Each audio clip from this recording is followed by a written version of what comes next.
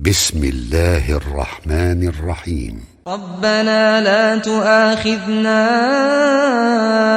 إن نسينا أو أخطأنا ربنا ولا تحمل علينا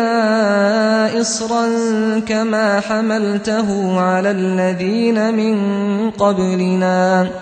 ربنا ولا تحملنا ما لا طاقة لنا به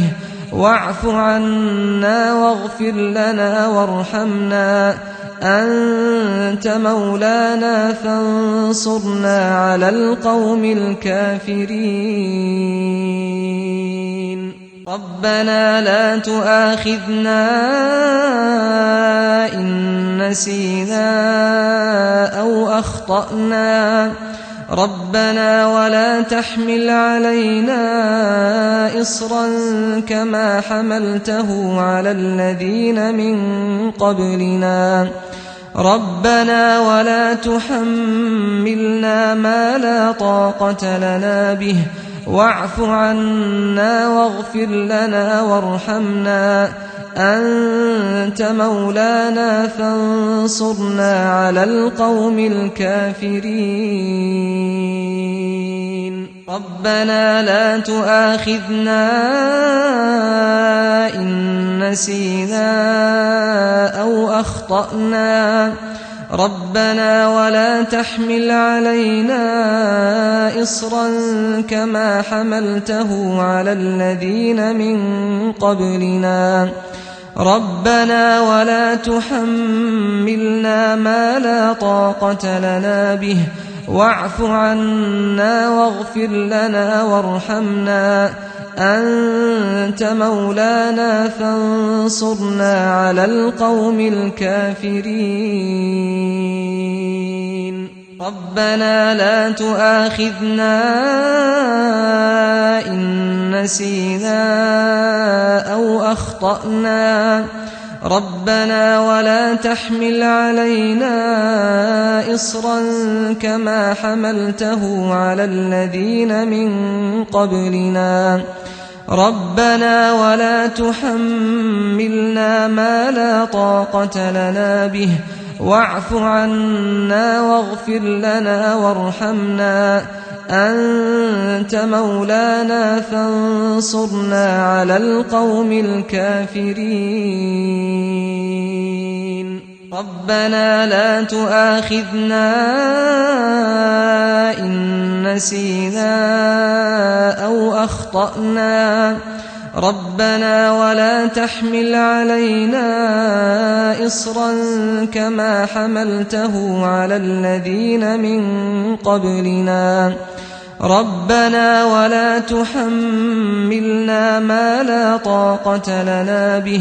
واعف عنا واغفر لنا وارحمنا أنت مولانا فانصرنا على القوم الكافرين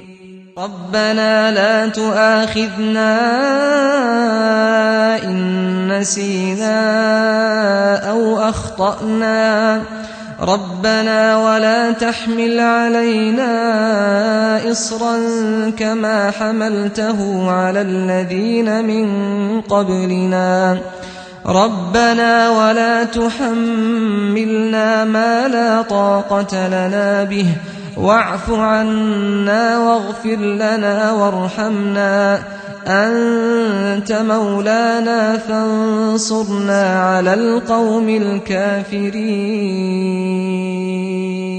ربنا لا تؤاخذنا إن نسينا أو أخطأنا ربنا ولا تحمل علينا إصرا كما حملته على الذين من قبلنا ربنا ولا تحملنا ما لا طاقة لنا به واعف عنا واغفر لنا وارحمنا أنت مولانا فانصرنا على القوم الكافرين ربنا لا تؤاخذنا إن نسينا أو أخطأنا ربنا ولا تحمل علينا إصرا كما حملته على الذين من قبلنا ربنا ولا تحملنا ما لا طاقة لنا به واعف عنا واغفر لنا وارحمنا أنت مولانا فانصرنا على القوم الكافرين ربنا لا تؤاخذنا إن نسينا أو أخطأنا ربنا ولا تحمل علينا إصرا كما حملته على الذين من قبلنا ربنا ولا تحملنا ما لا طاقة لنا به واعف عنا واغفر لنا وارحمنا أنت مولانا فانصرنا على القوم الكافرين ربنا لا تؤاخذنا إن نسينا أو أخطأنا ربنا ولا تحمل علينا إصرا كما حملته على الذين من قبلنا ربنا ولا تحملنا ما لا طاقة لنا به واعف عنا واغفر لنا وارحمنا أنت مولانا فانصرنا على القوم الكافرين